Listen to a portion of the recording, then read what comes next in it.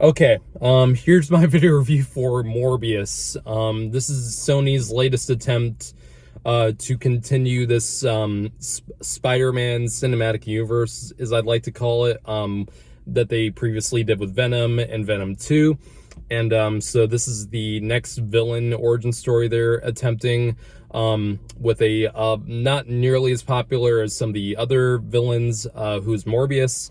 If you don't know who Morbius is, he's known as the living vampire in the comics and in some of the other adaptations. Basically a vampire, but doesn't have the limitations of the normal vampire. Like, he's not harmed by the sunlight. I don't think he's harmed by, like, a cross or, some of the other weapons used against vampires, like holy water, even though there is a kind of a funny joke with holy water in this movie. But yeah, so he's very much a superhuman vampire who isn't very much like Blade, who is known as the Daywalker and can traverse, who's half human, half vampire. Morbius is kind of like that too, just in a more villainous way. So this stars Jared Leto as Michael Morbius, who is a doctor who is dying from this disease with his blood. And in order to find a cure for this disease, he tries this method with vampire bats to kind of like strengthen his body, but in turn it causes him to basically have this thirst for human blood and turns into the living vampire Morbius. God, this movie fucking sucked, in my opinion, literally and figuratively. And the funniest thing about this movie, for a vampire movie that has a character that constantly needs to drink blood from humans, this is the most bloodless vampire movie I've ever seen in my life. It's PG-13, which I probably would have been okay with, but I've seen movies with a lot of blood for a PG-13. Like, this is unexcusable. Like, how the fuck can you have all this carnage with people getting shredded up? People get shredded up in like many scenes in this movie, and there's not a single drop of blood that I saw in this movie. It was laughable. Like, there's a part, there's a shot where there's this action scene in a ship. I think it's the first time you actually see Morbius as the vampire. And you see this guy get bit on the neck, and he's holding his neck, and there's a sound effect there with blood gurgling out of his neck as he's holding it, yet no blood is seen at all. It was, God, that's just like surface level stuff that's wrong with this movie. There's just so much more wrong with this. Like, I'll try to say some of the positives first, because this is not going to be a very positive review at all. The acting is actually surprisingly good for a movie like this. Jared Leto is actually surprised me quite a bit. He was very restrained in this role, which is not common for Jared Leto to do in a movie where he's a fucking vampire. Like, that actually did surprise me. He was actually pretty good in the movie overall. Maybe a little bit bland, but I think he did quite a good job throughout the movie. The person who I think saved this movie from making this completely unwatchable was probably Matt Smith. He is so over the top in this movie. It was kind of amazing. Like, Matt Smith is consistently just, when he goes full villainous in this movie, it is hilarious. Like, it is Spider-Man 3 emo Peter Parker hilarious. Like, there's two scenes in this movie where he's dancing. There's two scenes in this movie where he's done something like bad, like he's like either killed people or he's grown, like he's become more powerful, and he's dancing through an apartment at one point, and it completely does not fit with the tone of this movie at all. And I was loving it. Like, it was some of the most batshit stuff I've ever seen. Like, it had me laughing so hard in this theater. I saw this with a few friends, and we were just like, what was that? Like, that was so goofy and so unnatural with the rest of this movie. But you know what? We had a good time with it, and that was great. I legit, that was legit one of the most entertaining parts of the movie. So yeah, so the acting is fine for the most part. Like, it's not terribly shot except for the action scenes, which I'm about to get into.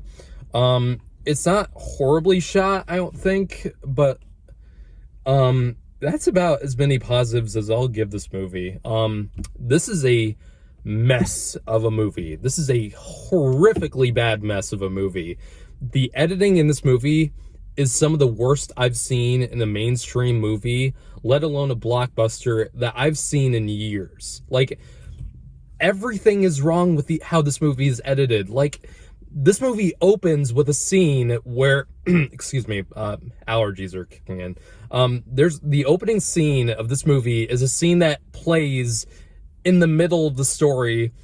After that, the title pops up, and then it goes back 25 years later, and that just speed runs through Michael Morbius's life, and it's so jarring, and it's so badly edited, and it's so rushed. Like, I cannot believe that I cannot believe that they thought this was a good cut of this movie to shove out here. Like, it's worse than the theatrical cut of Batman v Superman. Like, it's so badly edited. Also, the movie is paced terribly. Like, the pacing in this movie is god awful, but the movie is just not written very well either. It's extremely, like, some of the lines the characters say in this movie are like, really? Like, this was written by like Hollywood professionals who have worked in this industry before. Like, I cannot believe how much people just didn't seem to give a shit with this movie. There's lines that are so stupid, and there's things that people do in this movie that make no sense whatsoever. Like, character development is non-existent in this movie. Like, not at all. Like, everyone in this movie goes back and forth or completely changes on a dime for the rest of the movie without any kind of progression. There's no progression. There's no natural, there's no natural reaction to anything in this. Everything just feels so choppy and completely rushed. Like, I'm sorry, this feels like I literally thought I was watching a comic book movie from like the early 2000s. Like, that's exactly what people have been saying about this movie and the Venom movies. Like, these movies feel so outdated. I will stand by, I did like Venom 2 for the most part. I didn't think it was great by any means, but I had a good time with it because the movie at least seemed like it was kind of like, kind of like in on itself, like it was aware of how goofy it was, and it completely kind of like took it to heart. This movie's just, it takes itself so seriously, and it does not work at all. Like, this movie has no self-awareness about itself. Like, everything just feels like it's so, like, it believes everything it's saying is like dramatic or deep or in some way, and nothing is. Like, it never works. Like, man, I have a lot. Can you tell I'm like a little bit pissed reviewing this? Like, it blows me away. Now, let's get into the post-credit scenes in this. So this is a spoiler warning in case you don't want to know what happens in the post-credit scenes of this movie. So final thoughts. I don't recommend seeing this whatsoever. I don't recommend seeing this in the theater. I don't recommend watching this on streaming, or maybe you might have a good time if you watch it on streaming. This is a waste of money if you see this in the theater. I'm just telling you that right now. If you're looking for a movie that has a good story, if you're looking for a movie that has sympathetic characters, if you're looking for a movie that is anything other than a generic ass superhero blockbuster, skip this by every means. Skip this movie. So yeah, spoiler warning in 3, 2, 1. What the hell, Sony? What the hell were you thinking? So Michael Keaton was in the trailers for this movie like a lot. Like, they actually established him in this in the trailers for this movie like he was actually a part of the story, and he's not in this until the very end credits. It was baffling. So everything that could have possibly connected this movie to Spider-Man was completely changed. And in the end credits of this movie, it takes place right at the end of No Way Home, when every villain is sent back to their own universes. Yet Michael Keaton is transported to this Sony universe with Venom. Why? Like, I thought the ending of No Way Home meant that every villain and every person from their universe was transported back to their own universe. Like, everyone was transported back home. Why is Michael Keaton's Vulture transported back to this other universe where he doesn't belong? That doesn't make any sense to me whatsoever. So he gets transported to this prison, and he gets taken out because he gets put into this random person's cell, and he's obviously not supposed to be there, so they just let him go. And then in the next post-credits scene, which is one of the most obvious reshoot bullshit scenes I've ever seen for a post-credit scene, it's Michael Morbius going to this empty like field at night, like he's going to meet somebody. Then Michael Keaton's Vulture flies in and is like, "Hey, I've read about you. I believe this happens because of Spider-Man. I think we should team up." That is how the dialogue goes. It is that poorly and on the nose written. It is so stupid. And Jared Leto's reactions are so obviously not for this context. Like, it was a completely different character, it seems, he was talking to. It makes no sense at all. And we were just all like, are you serious? That this is how you connect this to the MCU in the dumbest, most rushed way possible? Get the fuck out of here. Ugh. This probably the worst post-credit scenes I've ever seen in a Marvel movie, or let alone a comic book movie. They were not thinking whatsoever when they came up with this.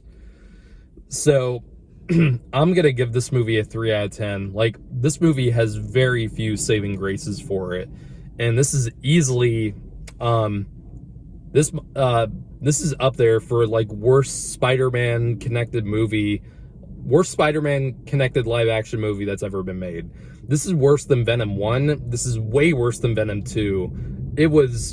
I was baffled by how bad this was. I don't like, if you like the movie, that's fine, but I don't get this mentality that just because it's getting bad reviews, it automatically makes it good. Like, I don't get that mentality that some fans of this movie are having, and that's fine. If you like it, that's fine, but don't use that as an excuse for why people are shitting on the movie just because, you know, it goes against your agenda. I don't freaking care. That's it for my review of Morbius. Fuck this movie, man.